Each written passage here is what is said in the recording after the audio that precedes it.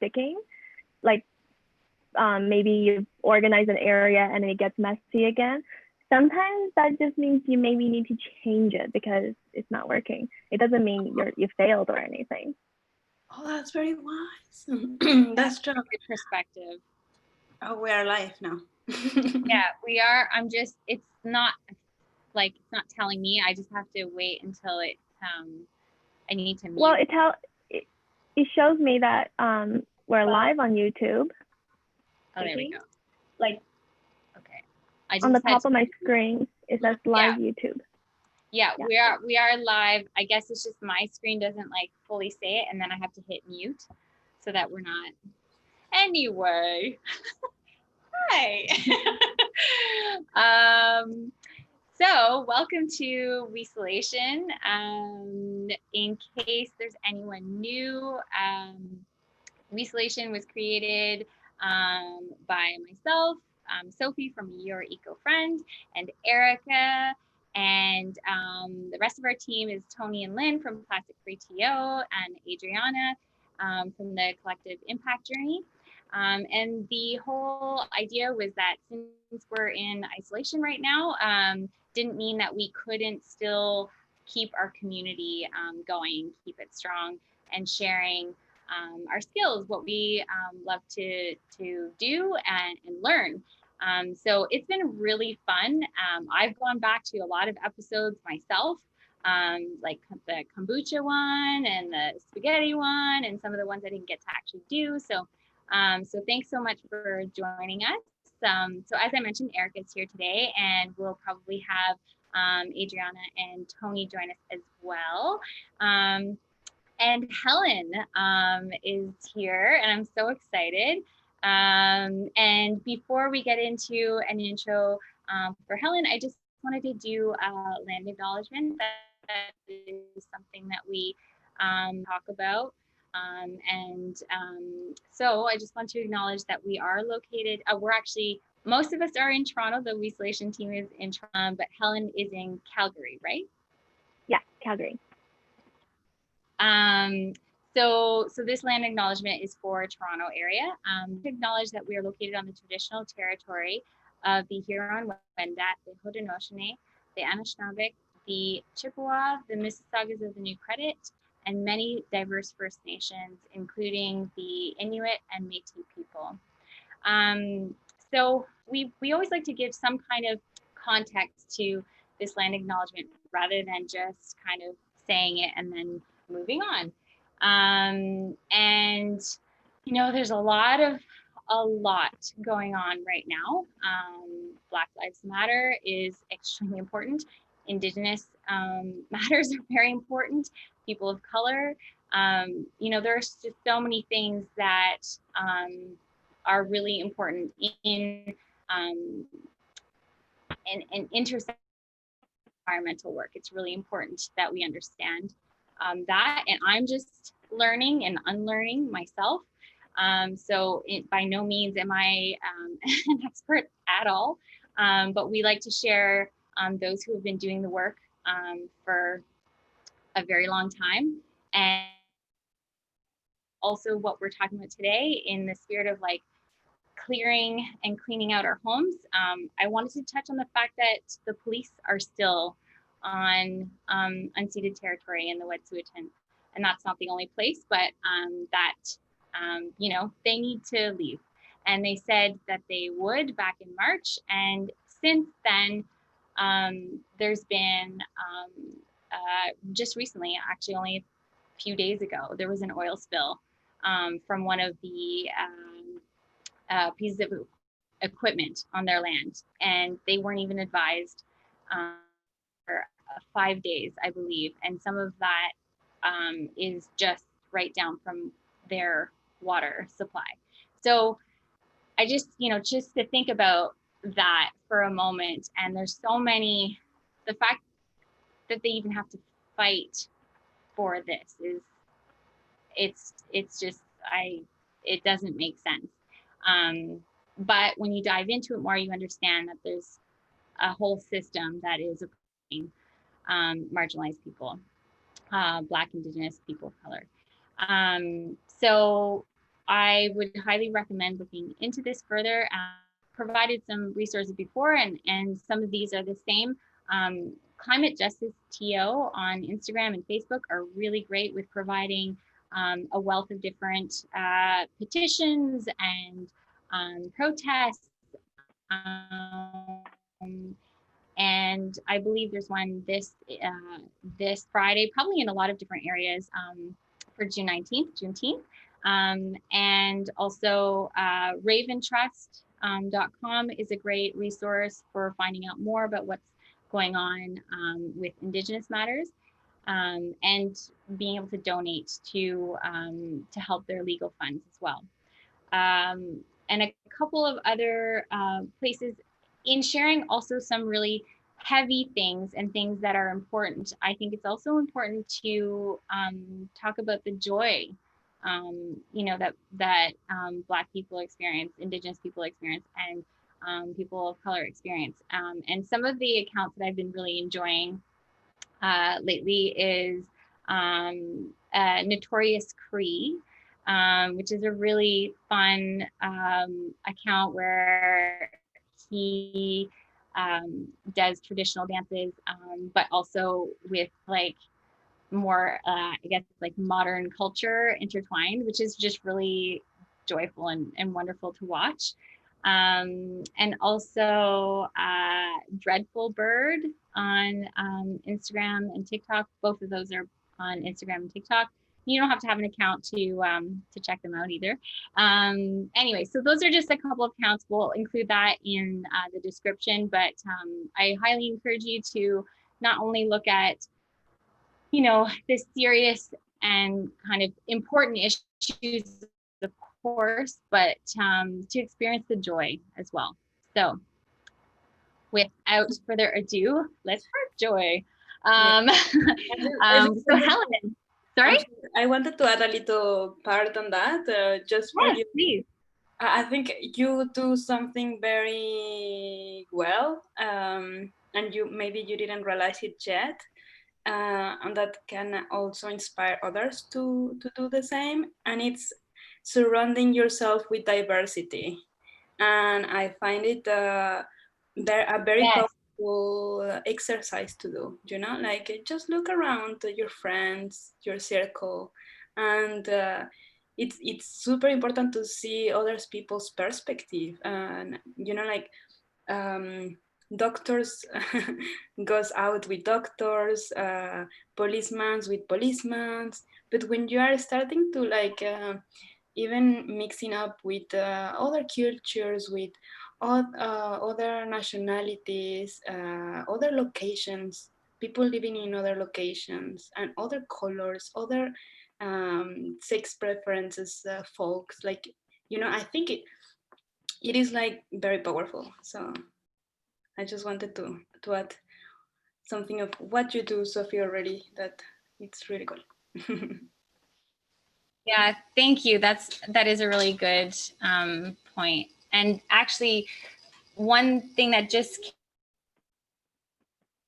I think it just launched this week is intersectionalenvironmentalist.com, which is a really exciting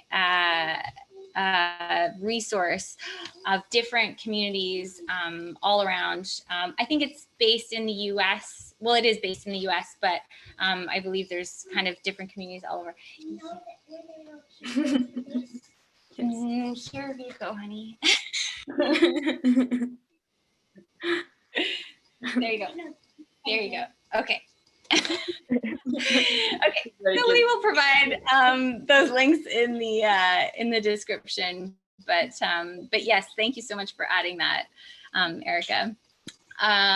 So Helen, if you wouldn't mind telling us a bit about yourself and what we're going to do today. Okay, sure. So my name is Helen Youn. I am one of the first certified KonMari consultants in the world. I am Spark Joy with Helen on Instagram and on Facebook, and my website is helenyoun.com. Okay, so the number one question I always get asked is, how did you get into this? And so I confessed earlier before we went live that I was a really messy person before the KonMari process. And I will never hide that because it's true. So back in 2015, I was on mat leave, and my house was crazy. It was so chaotic. Everything was everywhere. I was just coming out of postpartum depression. My husband was having, he was on stress leave from work. So he was home my whole mat leave. It was not joyful. Things were not joyful. And I remember at one point, I felt like I finished Netflix. Like, there's nothing more for me to watch on Netflix. I am so bored. What should I do? Because when you're depressed and you're like not doing much, you're not going out for walks, you're probably at home watching Netflix and eating chips. And so I remember this book that some people started telling me about, which is The Life-Changing Magic of Tidying Up by Marie Kondo.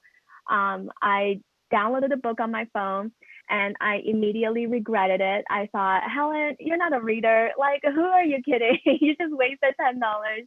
So I asked my husband to read the book and summarize it for me because I thought, if there's good tips, then you can like tell me and then we'll implement it. He's just like, you're weird. So he starts reading this book and he was. I'm sorry, that says that you're a very good learner. So. Yeah. So he's reading this book and he's so into it. He's like, he won't even talk to me. He's like completely hooked. And I'm like, why do you like this book so much? This is not the kind of material you should be into. This is an organizing book written by a Japanese woman. Anyway, so I started reading the book, and immediately after reading, I realized, maybe we could use some help. Maybe we could implement some of this, because there were so many things that Marie promised in the book that sounded too good to be true. Like she said, if you really commit yourself to the process, you only have to do it once. I'm like, what is that? Like, once? No way. And she said, your life will be changed in every way possible. Going like, it's gonna be joyful from this moment going forward. You might even lose weight. You're gonna like maybe have a new job. Some people have like a new partner. I mean, I wasn't looking for a new partner, but just like people go through these life-changing magic things. Anyway, so I just wanted to try it. So we actually just like buckled down and we did our tidying festival in about 8 days. Basically, every moment we weren't tending to Emerson, we were taking turns because we were both into the idea. But as the KonMari way is, you have to focus on your own things. You shouldn't be decluttering like your husband's pants. Like, you don't know if it brings him joy. You only know how it brings you joy. But yeah, so you have to focus on your own things, because this whole process, it's not about getting organized. It's more about finding joy through organization, if that makes sense. So today we're gonna go through some junk drawers, which would be super fun because most people have them, and sometimes it's not junk and sometimes it is. So I guess we'll have to find out. We are very excited for that. I confess that I have quite a lot of stuff. Oh my God. So, like, things are falling out. Okay, things are falling out. And I know Sophie has gone through other categories in the KonMari method. Like we talked about it before. And so I just wanted to kind of bring it back. So first I'm going to review the 6 rules of the KonMari method, because I feel like that will get everybody in the right mindset. Okay. So rule number 1 is just committing yourself to tidying up. And that's just like, I'm going to follow this process. I'm not going to stray from the method. I'm just going to follow this process. So number 2 is imagine your ideal life. So when it comes to ideal life, it's about like, what is the life that's going to bring me the most joy? So we can talk about that before we start as well. And number 3 is we're going to first focus on discarding. So first we're going to do joy. We're going to joy check the area and focus on we're not going to think about storage. And then number 4 is we tidy by category and not by location. So that means in the KonMari method, we have 5 categories. So typically we start with clothing. You do books after, you do paper, and then you do Komono, which is a Japanese word for miscellaneous. And so that miscellaneous category will include basically everything, most things in your junk drawer. And then the last category is sentimental. So knowing that Sophie has gone through some of these categories before, that's why we're starting with junk drawer. But if you're just following, feel free to join it. It's not going to be a big problem if you didn't do your clothes already. And so rule number 5 is we're just going to follow in the right order, which is by the category. And rule number 6 is ask yourself if it sparks joy. So this joy has to come from within. It's not about, could I use this? Maybe, but I know like. Maybe if I lose 3 kilos. I know. Yes, also that.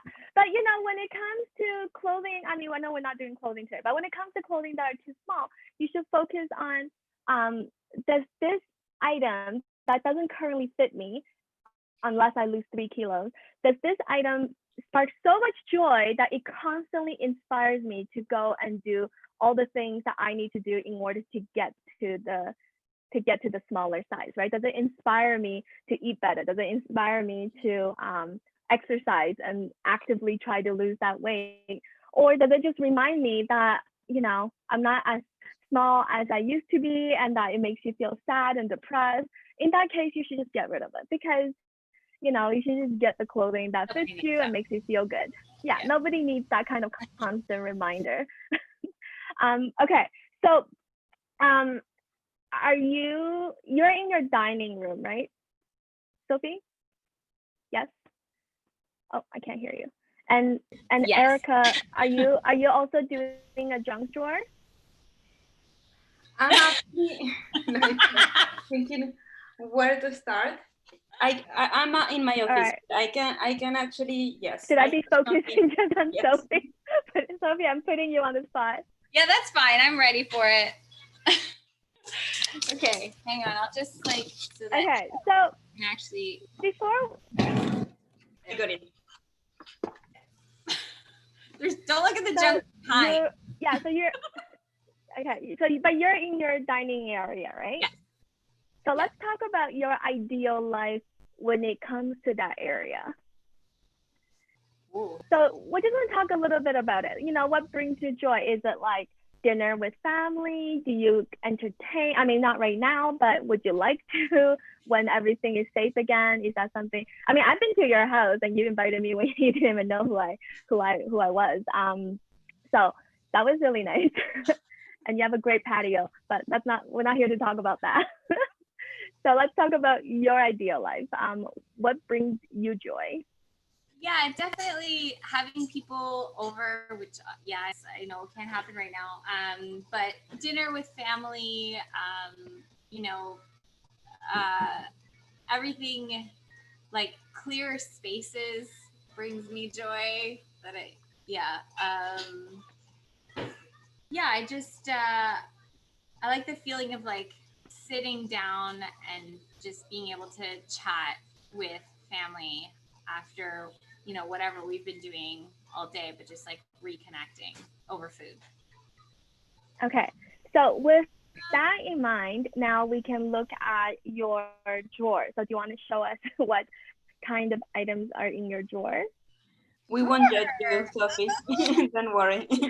Okay, hang on. Let me just. I have seen everything, so there is no judgment from me. Okay, there we. Oh, this is pretty good. Okay. Okay. So what you want to do is you want to take out all these items and separate it by category. Okay. So let's say I see paper, so you can have like a paper stack, and then I see like scissors. So I don't know if that's more of a stationary item or if it's like more of a kitchen item. So you can kind of categorize that way. Okay. And then, so like the birthday card would be a sentimental item. So that could be a category. Okay. And then, so then all the paper, we're just going to put it into one pile. Like the categories you were mentioning, are they like fixed or based on each person? They are fixed. So clothing, everybody has clothing. And then books, everybody has books, and paper, everybody has papers. So when it comes to the Komono category, which is the fourth one, that one is not as, because that one, there's so many subcategories. So that one's per person. So some people might not have sporting equipment, so they might not have that subcategory. And some people might have sewing or tools or craft supplies or pottery, but not everybody's gonna have the same Komono items. But that's why you are also asking us to do it per room, because you will have like paper in the office, paper in the kitchen, paper. So you would gather, typically you would gather everything you have around the house and put it into one place. So, and then you would separate it by person. So if you have paper, let's say if your husband has like his own office, then you wouldn't be grabbing his paper. That would just stay in his office. You would be looking around the house only for the paper that belongs to you. And so we do it by category and not by location. But because of the time restraint, you know, that's why we chose to do the junk drawer, because that's something manageable that we could do within the hour. Okay. It's good to ask you, because I was like, oh my gosh, but. Yeah, so because some people might have clothing in like the front closet, in their car, or in the basement, or in like an attic, you know, or some people might put some clothing in one room and store some clothing in their kids' room because they ran out of space. And so you want to grab all of those so that you can, the reason we do this is so that you can have an accurate idea about how much you own. I have a question. Like, clothing is like clothes, but it can be also fabric. Because, for instance, this fabric is the one that we use to clean up the cell phone or the screen. Oh, that's very cute, Sophie. Sorry. But what's the difference between this and the other clothes, for instance? Okay, so when we're talking about clothes, I mean clothing. So like things that you wear, like tops, bottoms, dresses, you know, things like that. And when it comes to cloth, so you would do it by category, subcategory. So then you have those cleaning, it depends on how much you have. Like you might put all your cleaning cloth because like, you know, like in my house, I have like dish rags, I have smaller ones for wiping the counters, bigger ones for cleaning. So then that's my cleaning towel category, which might be different than like the small microfibers that you use to clean like your phones and sunglasses and things like that. Do you make a donation category right off the hop, or is that after? As you're joy checking things, if you decide, you know, that to let it go, then that's when you decide if I can donate this, or if this is something that can be recycled or goes to the landfill. But of course, you know, we would try like to donate everything that we possibly could. Right. But then like not in this. Like if it's still, you know, if it's still an item that is good and can be used, then of course we want to share that with other people. But there's some items that is just beyond anything. Even when it's like socks, old and broken socks, you can also donate them, but it will be a different in a different way, because they also use even clothes that are not in a very good. They make. I'm not sure if you guys know better. Yeah, textile recycling. Yeah. Mm-hmm. Yeah, so in Calgary, we are very lucky to have textile recycling at the city landfill.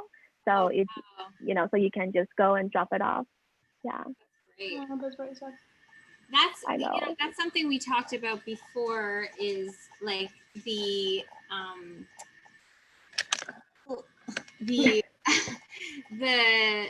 the kind of crux of like trying to be low waste and minimalist, and like how it is very much aligned in a lot of ways, but also there's parts where of like, I don't want to waste this piece of cardboard. I could reuse that. Nyla could reuse that. But like, where do you draw the line, right? Like, it doesn't spark joy, but maybe it could. No, I know what you're saying. It's kind of like I collect all these jam jars, and it's like, how many jam jars does a person possibly need, right? So, you know, my solution personally is to set a limit. So Okay. for example, if you have a small cardboard that you're like, oh, I could do a craft with my kid, and that would spark joy, and then maybe you have a little craft bin. But if it goes beyond that bin and it's becoming to like take over your entire home, then that's not joyful. Like I remember I had this one client she really wanted to be environmentally conscious, and she was going towards a zero waste lifestyle, and so she was hanging on to all these garbage in her kitchen. So when you open up her cupboard, she would have all the things that she can't recycle, or anything that will end up in the landfill is like in her kitchen. And so at that point it's like, does living in a landfill spark joy? and um, and it does not. And so I said, you can't change the past, right? All we can do is learn from our just learn from our daily experiences. So if and the society is not really set up for us to live perfectly in a zero waste world.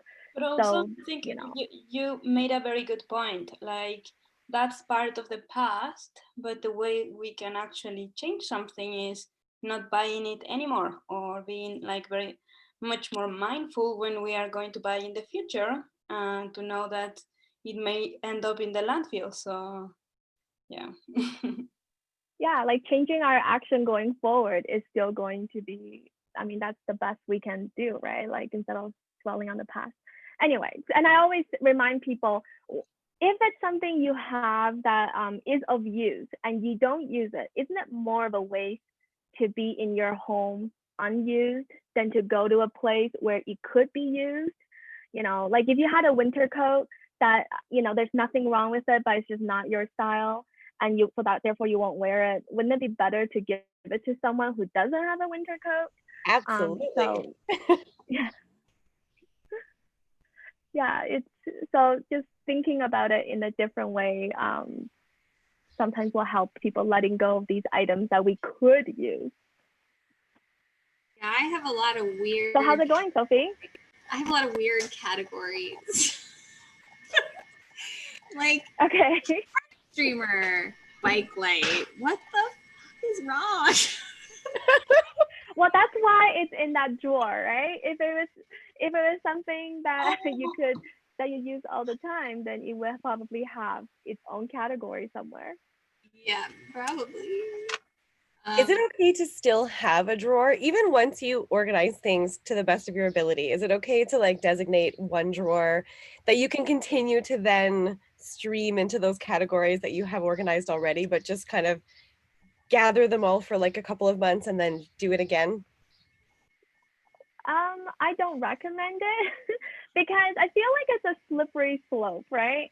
The whole point of the KonMari process is that when you go through your entire home, everything has a home, and you go through everything. Like batteries will have a home, paper clips will have a home.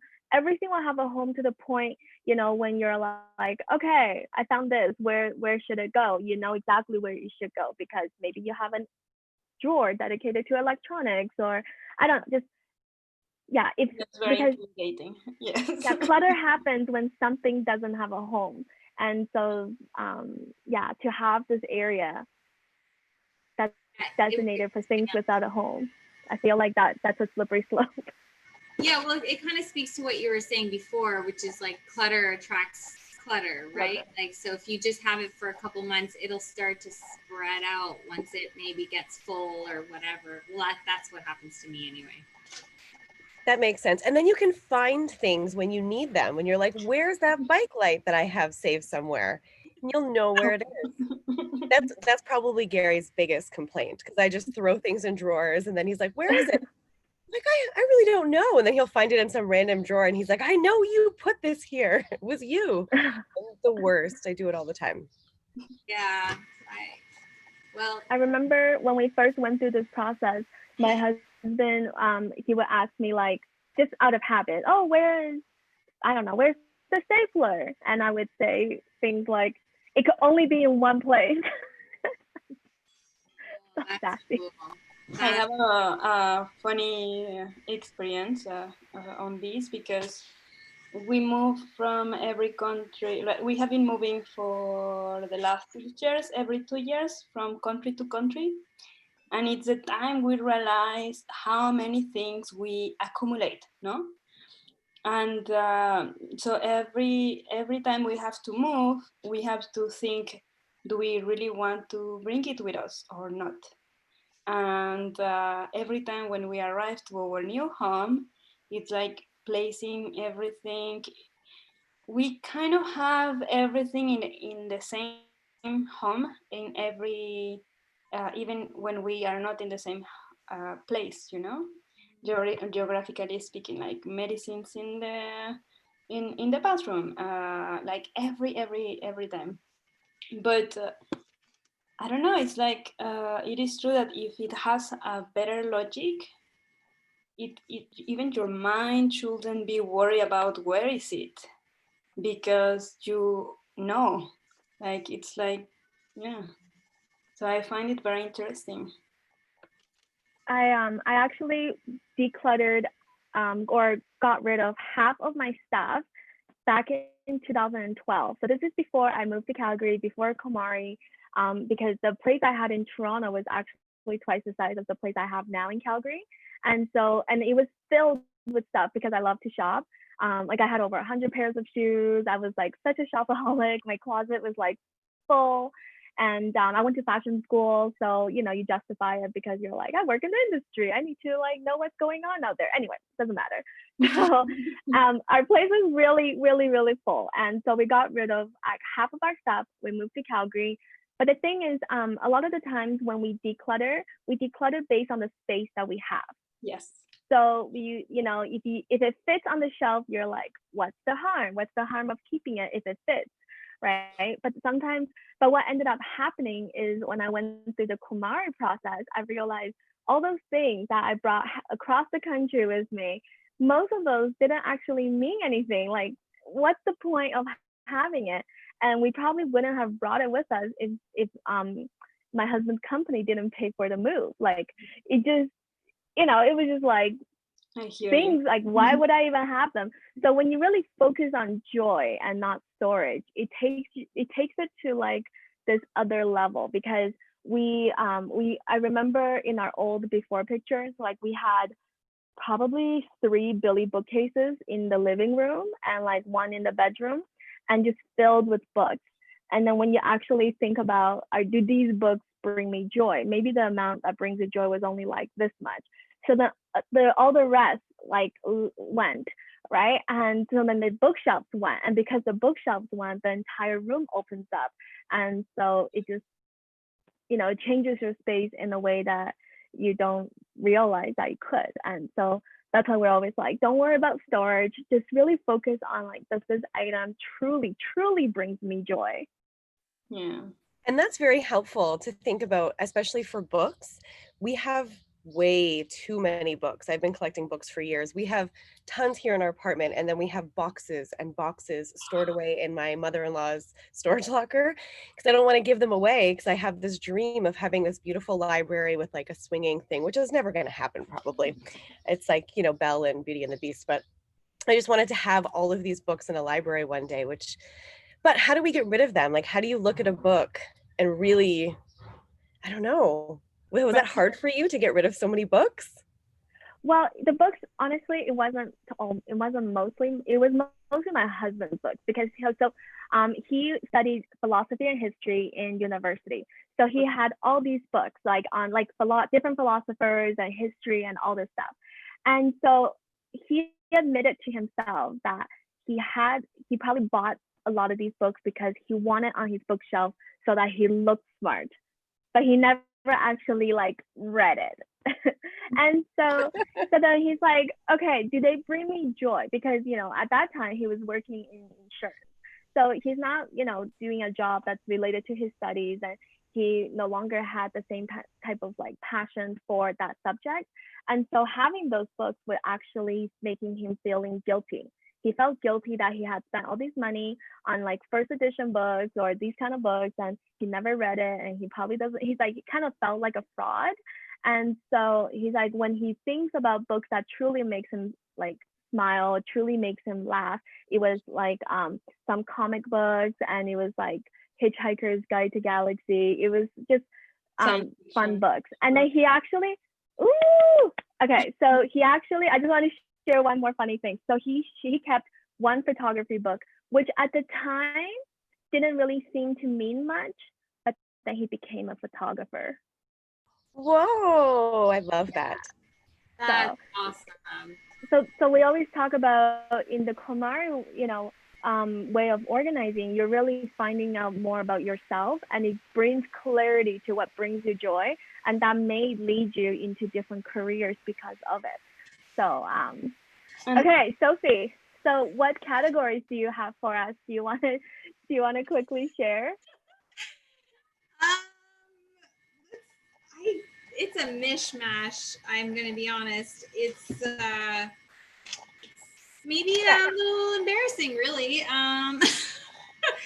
So, okay, I didn't go through this. Like, this was my attempt to look like it was organized. Like, this was the one thing, but it's like just a crapshoot. And it's just like a junk thing in my junk drawer. Like, but anyway, I still have to do this part, but I'm confused in terms of like, so I have a pile. It's kind of hard to show because it's my laptop and it's like a big mess. But like, so there's like the paper, and then there's like sentimental, and there's like some donation stuff, but there's also like, I guess, would this be like a craft? Yeah, like, craft. Okay, so that can be its own thing. Okay, so first we're not going to worry about if it's going back into your drawer, right? Because we're not going to even think about storage. We're just going to look at the items that you brought out. So so the first, by following the category, do you have any clothing in that drawer? No, I do not. Okay. Do you have any books in that drawer? No, I do not. Okay, so then we're going to start with paper.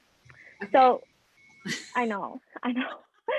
Okay, so when you have your paper, I want you to look at it and think about whether it's something that you need to keep in your life, right?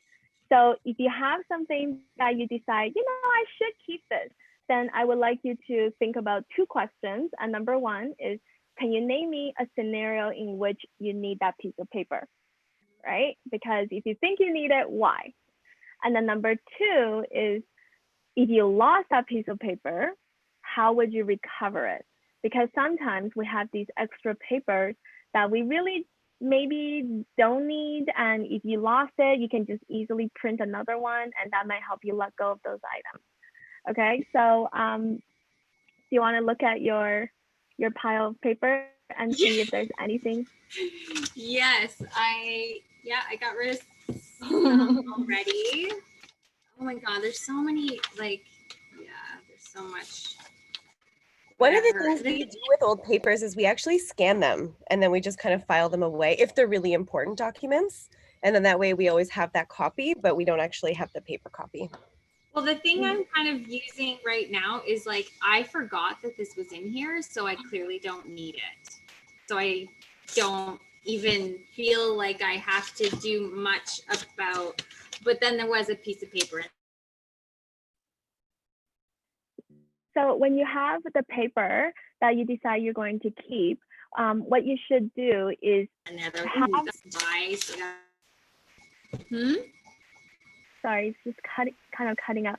If you have paper that you decide you want to keep, you should have a pile for action items. So we call them your pending items.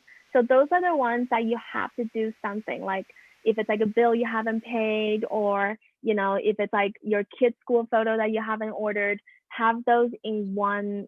Usually we recommend having some sort of box, like a magazine file would be a really good place to have a pending thing. And then so that way, just know if I need to do something, I put it there. And then when you have time, you go and look at all those at once and get as many pending items done as possible.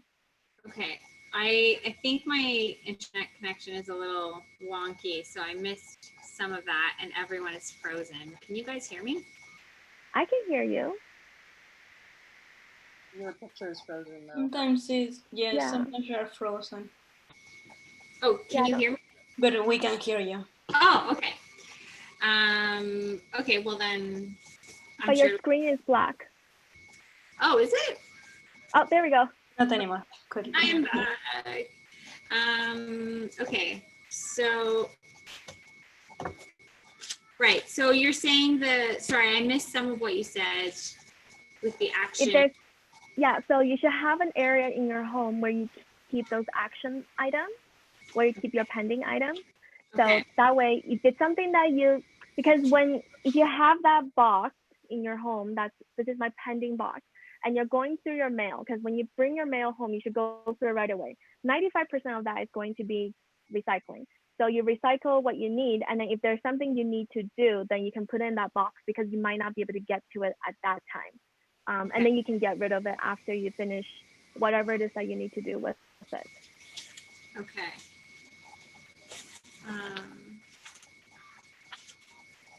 I'm still frozen, aren't I? No, it's fine. Don't worry, Sophie. Okay. And I was thinking, Helen, that for me it was very difficult to understand, like, what does it mean if this sparks joy to me or not? But now, through the conversation with you, I think it's much more about asking ourselves, why do we want to keep it? Like, really, why it's bringing to my life. Yeah, And you can think about it as like, how would this item contribute to my ideal life? So when you're working on like your kitchen items, maybe you can think like, let's say you have these pie equipment, like a pie pan and like a rolling pin, I don't know, and like those pie weights, you can say, do I even enjoy making pie? Because maybe you enjoy eating pie, but you don't enjoy making pie, and you could just go down the street and buy a pie from a local bakery, right? And maybe that brings you more joy. Then in that case, maybe that pie equipment has no place in your home.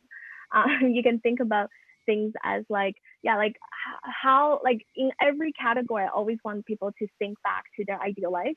If you get to like your photos, you can think like, how do I want to best enjoy these photos with, like, for myself and maybe with my family? Is it in an album? Is it in a photo book? Is it digital files?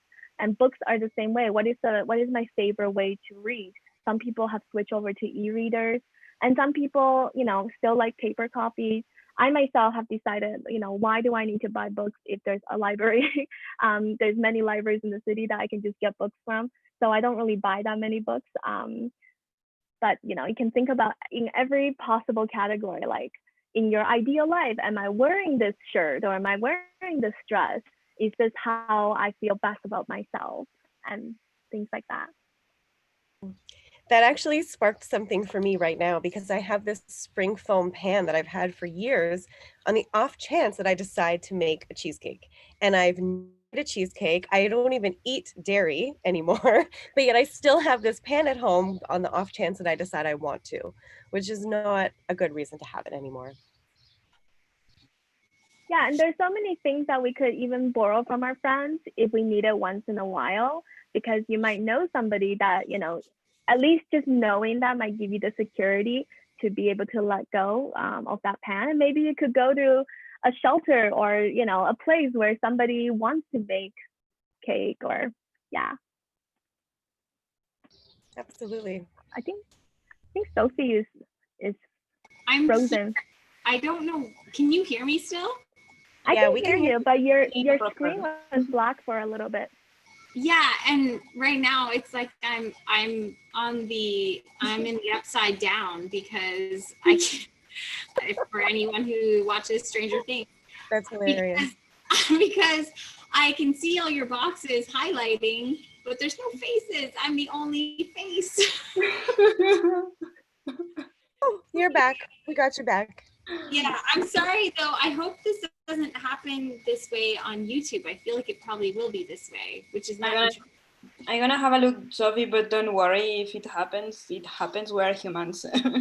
Yeah, and also we've been able to hear you, which is fantastic. So continue talking, and you might be frozen a little bit, but we can hear you. Okay.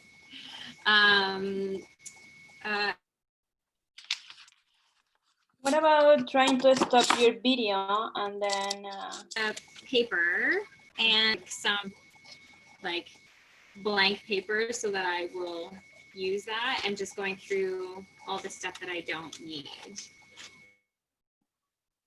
So when you're joy checking your items, if you decide you don't need an item, then you should always thank it and let it go, because you know, Okay. if it's something that you've used and you no longer use, maybe it served you really well while you had it, so you can thank it that way.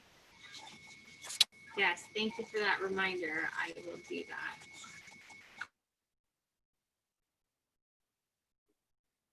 If your sound is not working, you can always call in with your line, like with your cell phone, for the audio part, and sorry, what did you say, Erica? Is it not showing?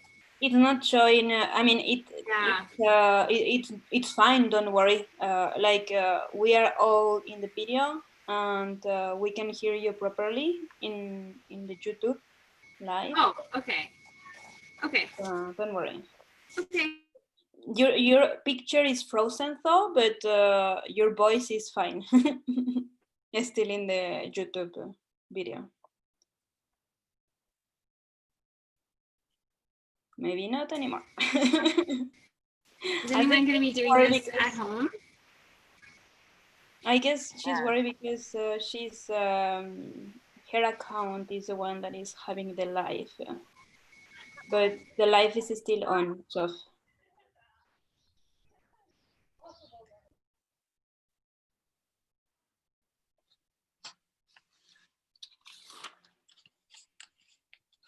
keep going. I would just give a call to Sof to check what's happening, but okay. Well, I for one am really excited to try this now. I've been really afraid. We have one in our house, or in our apartment rather, we have only one closet. And it is quite big, but we just have everything stuffed in there. So nothing really has a place. So it'll be really interesting to actually take everything out and really look through it all, because I don't think we've even seen what's in that closet for years. Like there's stuff in the back in boxes and old backpacks that are just full of things. So yeah, I'm kind of excited to do that. Maybe it's on the agenda for the weekend now. Yay! You'll have to keep me posted on how it goes. And so I just wanted to explain a little bit about why we always want to just take everything out. It's because you want to make sure that nothing is missed. And also, you can't see things clearly when it's still, like, you can't see your clothing clearly when it's still hanging in the closet. And so sometimes people are like, why can't I just, like, you know, go through my clothing and decide to take out whichever one I don't want anymore. But the thing is, your eye kind of just like skips over all the ones that you don't remember, because whenever we take everything out, every single client I have ever worked with, without fail, they're always like, what is this thing? I never even knew I had this, or I thought I got rid of this so long ago. Like, you know, it took them a while to remember why they even have it in the first place. So it really makes it much easier when you take everything out. Absolutely. I did that actually. I was looking for some sandals to try to find all my summer shoes, and I found this adorable pair of shoes that I got at a Value Village last year, and I was so excited because I thought I didn't have black sandals. Anyways, that was a really fun little fun thing to find last minute. But yeah, I completely forgot that I even had them. Sophie, you're back. You're needed. Anyway, it might mess up the YouTube. No, the YouTube is still good. I'm also signed into the account online, so maybe that it continued through. I'm watching it on YouTube as well. Oh, okay, yeah. Great. Perfect. Wow, learning. So many levels. Okay, I'm just going through some stuff and thanking it and saying goodbye. So many bills. Oh, this is not a bill. Like also gift cards. Whoops. Those I never forget about somehow. Well, yeah, I guess it was kind of like, I don't know. Yeah, some random ones that I was like, I don't know when I'm going to use that kind of thing. Food ones I don't forget. Yeah, people always find gift cards and cash, checks. And like, I remember one time I had this client, she started crying because she was looking at the date of the check, and she was like, back then I really could have used this money. Like, she was like, I was going through such a hard time. She was like, I can't believe I didn't cash this. And so it's, yeah, everybody always finds some form of cash, gift cards. Yeah. I remember I found a lot of foreign money because my dad used to travel a lot, and he will always give me all the money that he had left over. And so I had money from all over the place. That's what this is. So what I ended up doing was I donated it because I had read that they would take foreign coin donation. I can't remember where I donated to, but I remember like I looked it up and I was like, okay, I'll just bring it here. And I kept only the ones that I would possibly use, like US dollars or euros. Yeah, this is actually kind of interesting. Like, it's funny that you mentioned that, because this is money that's like, it could be, it's older than I am. It's like money from, I think, from when my parents went on a honeymoon. Oh my gosh. And it's kind of like weirdly sentimental. Like, my mom passed away when I was a kid, so it's like weirdly sentimental, but like not really. Like, I don't know. Like, I don't even know. There's nothing I'm gonna do with this. Like, it doesn't. I don't know. Well, if it's like money for Nyla to play with. Yeah, that's a good the idea. item that's sentimental, you should set it aside and leave it until the end. Okay, that's a good. So, you should have a box, because you might find, like, as you're going through, like Adriana, like as you're going through your closet, you might find maybe some pieces are sentimental, or maybe you might find like old love letters that's hidden in the closet. I don't know. But if you do, then you should have an area like a box or a drawer where you would put all those sentimental items. And when you finish everything else, that's when you look at it. And you'll give you more clarity at that time if that item has a place in your home, or if you should just like let it go, thank it and let it go, because like having the memory of it is enough. Yeah, I think that's always the biggest part for me, because I'm a very sentimental person. So I like to keep memories, because whenever I find these things, it reminds me, like, it's like not forgetting. Like, sometimes we keep living and there is nothing to remember us, our roots or the places we have been. So so when you have those items, isn't it great to just like honor it and display it in your home so that you can see it all the time, and just really, just enjoy it? Because sometimes, I'll give you one example. Like, one time I had a client and she had these, they're like porcelain cat pictures, like they're framed, but it's like a porcelain art. I don't know it's very retro. And so her grandma had passed it down to her, and because she always loved those at her house when she was a kid. And so her initial thought was, I should get rid of this because it doesn't go with my decor. And I said, but I can tell that it brings you so much joy, and I think you should treasure that joy. And she's like, Helen, I would never put this up. It does not go in my house whatsoever. It doesn't go with my decor. I would be embarrassed if other people saw it. And so I said, well, what if we found a spot that's just for you? And she's like, I don't know what you're talking about. So I kind of like ran around her house. Then I decided in the basement, her laundry room has this wall. So when you come down the stairs to the basement, you have to go around the wall to go into the laundry room. So on this wall, it's like a very narrow wall. So I said, why don't we put the 4 cat pictures there? So I put it up like 1, 2, 3, 4. And so I'm like, your guests wouldn't be going to laundry room unless you invited them to, but that, like that would just not happen. And so every time, and I remember the next time I saw her, she's like, every time I come out of the laundry room, I see these cats and it just brings me so much joy. And I just remember my grandma, and she's like so happy that she kept them.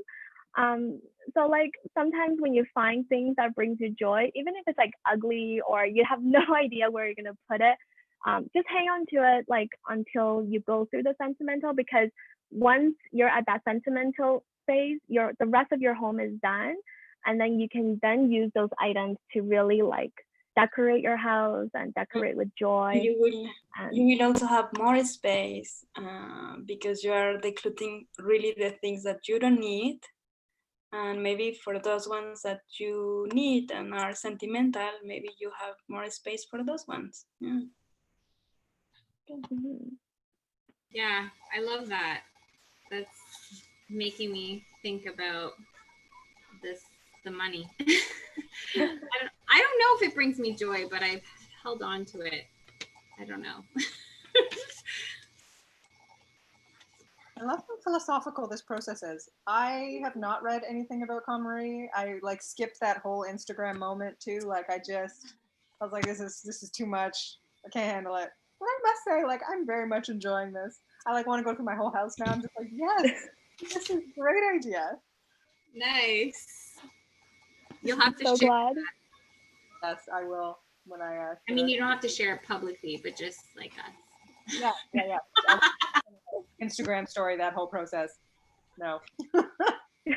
Well, be sure you tag us on Instagram if you do it during the weekend. Oh yeah, definitely. We have some friends. I'll slip it into our, our chat, our little. Yes.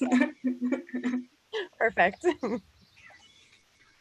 Well, it's a fun process, and sometimes like I'll have people that would like when I do talks, and like sometimes like men or certain like type of people might be like not be into it, but then as soon as they kind of start thinking about it, people get really excited about it. They're like, oh, I could like like I worked with a guy on his garage who's like so excited to like organize all these things, and I don't know, I think it's just everybody, even kids, like everybody enjoys an organized space.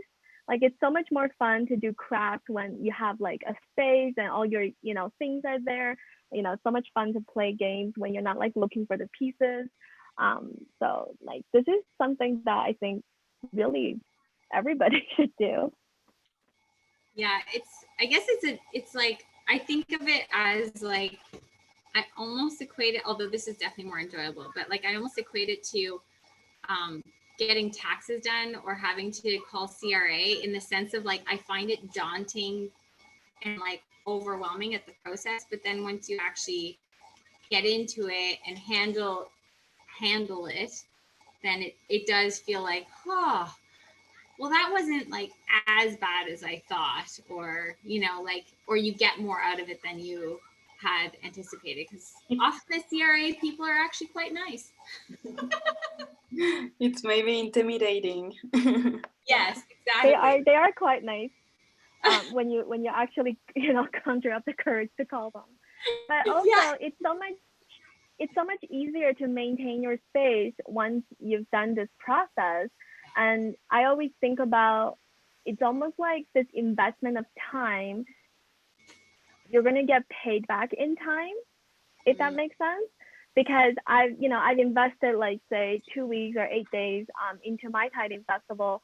This is 4 years ago or 5 years ago, and I'm still benefiting from that work today. And to me, I'm like, there is no better use of your time if that means you're gonna get all this time back afterwards. Absolutely. I have a question actually. In terms of how to organize, and you may have covered this in the beginning, I know I logged on a tad late, but are there some like boxes or like certain things, tools that you would recommend having on hand to help you organize things? Yeah, I would say don't go and buy anything, but as you're organizing, like, when Sophie opened up her drawer, I noticed there was a few like little baskets or boxes, like hang on to those. Like those would be something that you want to hang on until you finish your tidying festival. And I always end up like keeping, a small supply of whatever box I come across. Like this is from like chocolate, like this might be something that might look really small and you're like, what could you possibly use this? But maybe you could use it to organize. like paper clips or something. Like if you had a stationery drawer, or maybe in your kitchen drawer, you might want to keep like candles in there. Like, I don't know, like just, you know, when you have boxes, and then when you're ready to put things back, definitely have compartments, because without a compartment, everything just becomes in one big jumble, right? So let's say when Sophie's ready to start putting things back into that drawer, first, you know, she can think about, what is this purpose of this drawer? Do I want this drawer to hold something that's already in there that I took out? Or is this a completely different purpose? Because if it's in your dining room, maybe you want to use it to place, to hold like placemats going forward. Then you might want to go and like, it's kind of a hard thing because she's only doing one drawer, but typically I would say don't stress too much about it, because as you're doing this process, different spaces around your home might open up, and then you might decide, you know, at the end, you might decide, okay, maybe it's better for me to put like all the stationery in a box and put it in my closet. Or maybe you have a dedicated like drawer because you have an office. Like everybody's situation is so different, but definitely having boxes within drawers will help divide that space. And I use everything from like a can, like just like a tea can or a can of food, after you take out the food, obviously, to hold things like pens. Like I use everything. I have like yogurt jars that I use for like my makeup brushes, or for birthday candles. Like little boxes are great, you know, you can use it to hold like measuring spoons in your drawers, or yeah, boxes are great. Awesome. Thank you. Yeah, thanks for that. I'm obviously not gonna, it's gonna take me longer than we have. But I've gotten through pretty much most of I think I got through all the paper, which is the biggest part. It was, so yeah, there's a big pile to recycle. Yay. So do you have a paper storage in your home? Yes. Yes, That's sure. I had to think about it. I feel like your answer means you have to look through that area as well. But yes. But then, you know, you start trying to put things together so that next time when you get a bill, you don't shove it in that drawer, because you know exactly where you should go. And maybe it's recycling, right? Maybe the bill is just to tell you, I don't know, most bills you don't actually have to do anything because they're pre-authorized. So yeah, luckily we don't get much of that stuff anymore, so it does make it easier, definitely. You know, like I was taught, depending on how aged you might be, I was taught to like keep all that stuff, right? That like, because it could come back to you. So it's like pretty ingrained that I need to keep that stuff for at least 7 years, because 7 years is the magic number, apparently, like for CRA and for so many things. So anyway, so yeah, most of that stuff doesn't come anymore, but yeah, it's trying to remember that I don't actually have to, and I can let go of that stuff. Yeah, like if you do need to keep it for, you know, tax reasons, definitely don't throw it out. Like you should keep it. No. But then maybe when it gets to that 7-year mark, then you'll be ready to let it go at that time, right? So yeah, because I used to have like zero paper, but then because I started my business and I, you know, have an accountant, she's like, what are you doing? You're crazy. You need to keep everything. And so now I have the equivalent of what I used to have for everybody. So I just have these, they're like accordion file folders. So I used to just have one for the family, and now I have one per year of my business. So then that's going to be, but then I'm just going to have like maximum, I guess, 7, and then I'll get rid of the paper. Yeah, rolling system. But that's very different than how, you know, I used to have it, because I used to just have like this little tiny amount. Okay, so as you're, I just want to give you some tips about like the stuff that was in your junk drawer.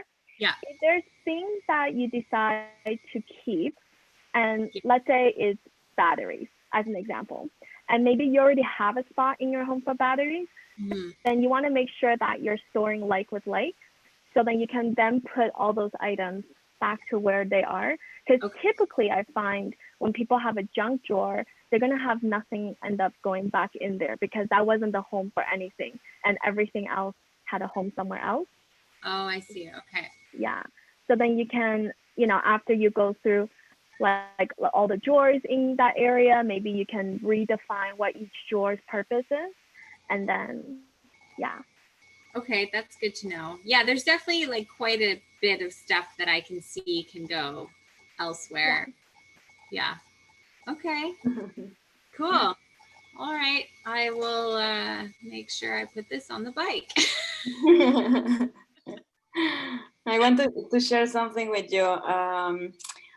My personality, sometimes it's difficult to let things go. You know, as I was telling you, I'm very emotional.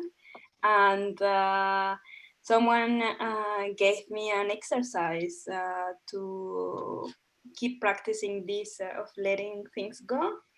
And it was actually choosing 5 things in my home that I wanted to get rid of them, that I was like choosing to get rid of them, and giving it or donating it. And then after I was able to choose these 5 things, thinking what does it mean to don't have them in my life anymore.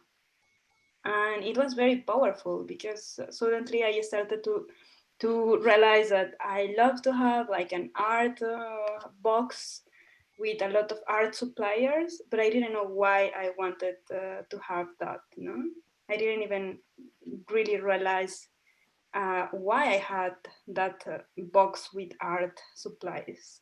So I think it's also very powerful to just keep our energy with the things that matter and things that will nourish us, and let the others either nourish some other person or just take out this space for more things in our life. Well, in the KonMari way, we always say when you are going through this tidying festival, you're choosing what you want to keep. You're not choosing what you want to let go of. So there's a difference between like you're choosing what you want in your life rather than choosing what you don't want. Because the story is that Marie, you know, she used to go home and just look for things to discard. And it becomes this process of she's like, I've been doing this for so long. How, like, when would I be done? Right. And I have this client who went through the same thing. He's a super minimalist and he's like, Helen, I've gone through my apartment so many times. I've gone through my cupboards, my clothes, and why don't I feel like I'm done? So, you know, he wanted to try the KonMari method because it's once and done. And so what he realized is when you focus on what you want to keep, you know, when you're looking at it from that lens, then you feel like satisfied. You know that you've done the right job and you know you have everything that you need going forward towards your ideal life. And so then that's how you are done, because you're like, what is my ideal life? Do I need that? Do I have everything I need? Right? It's like, if you really enjoy camping, do you have, okay, now you have all your camping equipment, you know, you enjoy like sports and you have all your sports equipment, and then you let go of the rest, then, you know, then you can just live. Thank you very much, Helen. I love that. So good. Thank you. No Really problem. appreciate you sharing your time and expertise, and I'm going to put those wise words to action. Definitely with this, and I don't know if I'm ready to do the whole house, but I know I need to. Well, you did your clothes, right? Well, I'll be honest, the folding thing doesn't really work for me. I did the folding and I didn't like it. I didn't find that it worked for the way that I envision how I get dressed. Like I liked things hanging. I like to have that. So I was okay. So if hanging sparks joy for you, and that's the way in your ideal life works, why don't feel the need don't feel like I need to fold my clothes in order to live the KonMari way. Because to be honest, most of my, like, I don't have a lot of clothes. I have like 30 pieces of clothing total. Nice. And I hang all of them. The only thing I fold is my underwear, my socks, and my like exercise clothes, because it's hard to hang those. But other than, and my swimsuit. So I have one drawer that I keep all those things, but then everything else is hung. And would I say I'm not living a KonMari way? I don't think so. I think if hanging sparks joy for you and it's not damaging your clothes, and you have room for it, definitely do that. There's not like a strict formula for everyone. No, so the reason why we push folding a lot is because when you're folding, you're really looking at your clothing, right? So you can definitely examine your clothing. You can see if there's any repairs that needs to be done. You know, you're showing your clothing. It's like an act of care, an act of love when you're folding. And also folding takes up less space. So if you have a space issue, because most people I have met have way more clothes than I do. So most people, if they have a small closet, they might need to fold because there's no room to hang. And also, if you think about it, the Japanese closet is going to be very different than what we have in North America. So, you know, Marie's way started in Japan, and it sounds like when you read the book, it sounds like their closet is very small and it's used for different things. So then they do have to fold because of space issues. But when you look at your space and your situation, if you can hang it and you love hanging, what is the problem? Thank you for that. No problem. Yeah, that's good, because I do fold like my pants, but just not all my t-shirts and shirts and things. I'm like, I was like, I tried it. I'm like, nope, not working for me. And I remember you telling me, you know, a version of what you said when we spoke. Gosh, that was like a year and a half ago, I guess. So yeah, I kind of was like, okay, cool. I don't feel like I'm not doing it right now. Yeah. So, well, thank you so much. And is there anything else that we should, like, any other tips that we should take with us before we wrap up? Well, when you're going through your stuff, it's really easy to kind of shift back into that mindset of, could I use this? Would I, you know, I might wear this. I might need this, right? So when you just always kind of remind yourself to go back into joy, and just like, does it bring me joy? And whenever you have, you know, any doubts about whether or not you should keep it, just think about, like, does it have a place in my ideal life? Because sometimes, you know, like one time I had this client, I'll just tell you this quick story. She was like doing this shirt, and she's like, well, I wear this, so, you know, I'll keep it. It brings me, I'm sure it brings me joy. But her expression says nothing about joy, right? So I'm like, I'm just gonna challenge you here. You know, she had told me about her ideal life, and it involved going to this like special shop, like coffee shop, where she's going to, you know, read and do work and do all these things. And I said, okay, are you wearing that shirt in that coffee shop when you're doing all those things that you're going to learn? And, you know, she's like, Helen, I would never wear that shirt out of the house. Right? So it became immediately clear to her that, you know, that shirt is just something she wears because it's clean, not necessarily because, you know, it brought her joy, because it wasn't like her favorite like loungewear or pajamas or things like that. It was just something that she wears around the house. And I'm like, sometimes we wear something because it's the last clean thing we have, and that's okay. It doesn't necessarily mean that brings you joy. And so when it focus on your joy, it becomes, and your ideal life, it'll become very clear what should go and what should stay. That resonates too. I have a whole drawer of clothes that are just for camping. I don't know why. It's not like I do anything that ruins my clothing when I'm camping and I can't wear a t-shirt that I would normally wear out, but I have this whole dedicated clothing line for camping. Well, it's easier to downgrade things, right? Like, oh, I'll keep this for when I'm painting the house.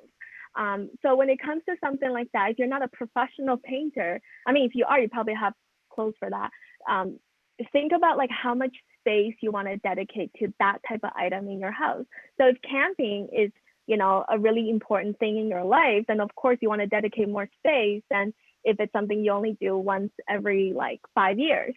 Then, you know, then you probably don't need as much. Or if you only go for one night, then you probably don't need a whole wardrobe. So really think about how it fits into your lifestyle. Very true. Thank you.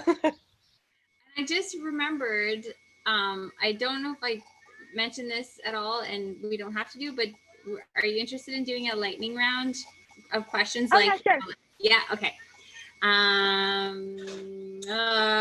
Cake or pie? Cake.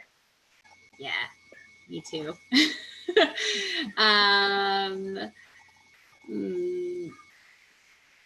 You never leave home without?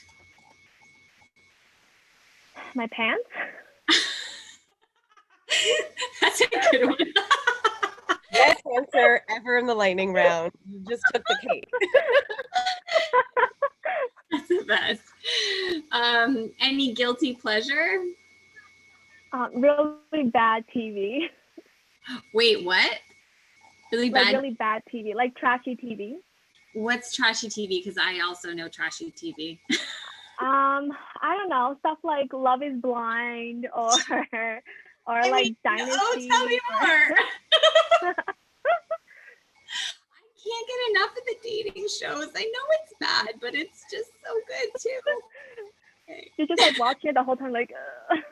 I know, but also like, ooh. Yeah. First celebrity crush. Oh, Leonardo DiCaprio. It's a good one. And you know, he's doing some good things now. Yeah. I haven't been checking it. I don't know. Maybe he's not, but I don't know. But I feel like he didn't age the way I thought he would age. I'm sure a lot of people think he's very handsome, but you know, that was yeah. I do remember him from Growing Pains. That's where I was like first like, ooh, who's this? Yeah. Basketball Diaries. Yes, that's a and good the beach. Yes, the I beach, love yeah. the beach. So good, right? Does anyone have maybe one last one? If not, I have the list here. I can go through. Mountains or beach? Beaches. Nice. NSYNC or Backstreet Boys? Oh, Backstreet Boys. Mm-hmm. Tony, do you have one? Okay. Awesome. Well, thank you so much again, Helen, for all of this. This is great, giving me really good tools to get me going on certainly this junk drawer, but beyond as well. So thank you so much, and thank you for anyone who is watching this now or later. And yeah, if you do anything you learned or you decide to do this as well, please share, and we'd love to see what you learned. So we will see you next Wednesday. So thanks so much, everyone. Nice to see everyone. And Helen, so nice to see you. Thanks for having me. Thank you. Bye, everyone. Everyone, thank you.